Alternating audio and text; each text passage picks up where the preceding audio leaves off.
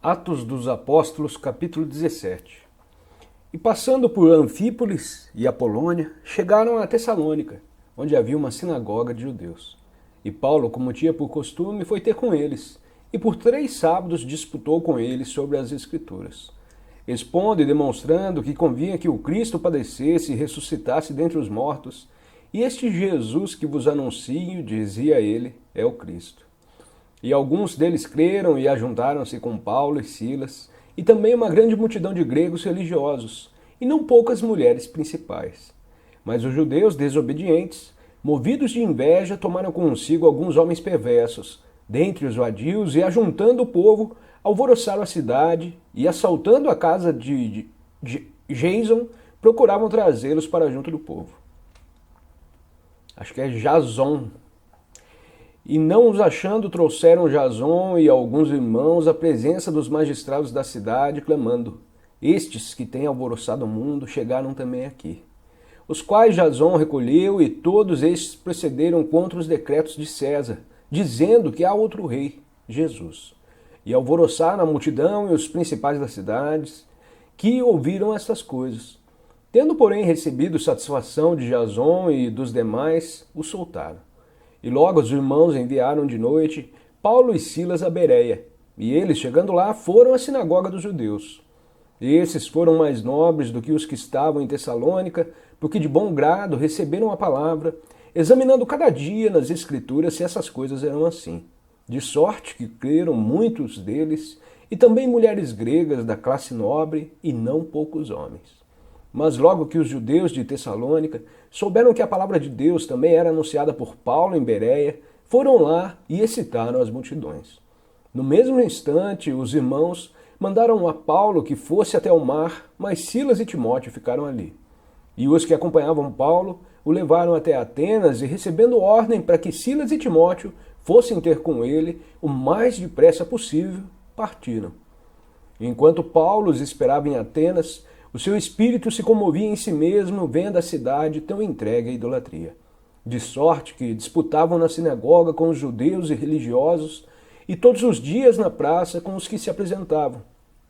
Alguns dos filósofos, epicureus e estoicos contendiam com ele, e uns diziam: que quer dizer esse paroleiro? E outros: parece que é pregador de deuses estranhos, porque lhes anunciava Jesus e a ressurreição. E tomando-o, o levaram ao Areópago, dizendo: poderemos nós saber que nova doutrina é essa de que falas? Pois coisas estranhas nos trazem aos ouvidos. Queremos, pois, saber o que vem a ser isso. Pois todos os atenienses e estrangeiros, residentes de nenhuma outra coisa se ocupavam, senão de dizer e ouvir alguma novidade. E estando Paulo no meio do Areópago, disse: homens atenienses, em tudo vos vejo um tanto supersticiosos. Porque passando eu e vendo vossos santuários, achei também um altar que estava escrito: ao Deus desconhecido. Esse, pois, que vós honrais, não o conhecendo, é o que eu vos anuncio. O Deus que fez o mundo e tudo que nele há, sendo o Senhor do céu e da terra, não habita em templos por mãos de homens, nem tampouco é servido por mãos de homens, como que necessitando de alguma coisa, pois ele mesmo é quem dá a todos a vida, e a respiração e todas as coisas. E de um só sangue fez toda a geração dos homens para habitar sobre toda a face da terra, determinando os tempos já dantes ordenados e os limites da sua habitação, para que buscassem ao Senhor, se porventura tateando pudessem achar, ainda que não está longe de cada um de nós, porque nele vivemos e nos movemos e existimos, como também alguns dos vossos poetas disseram, pois somos também sua geração. Sendo nós, pois, geração de Deus, não havemos de cuidar que a divindade seja semelhante ao ouro, ou à prata, ou à pedra esculpida, por artifício e imaginação dos homens. Mas Deus, não tendo em conta os tempos da ignorância, anuncia agora a todos os homens, em todo lugar, que se arrependam.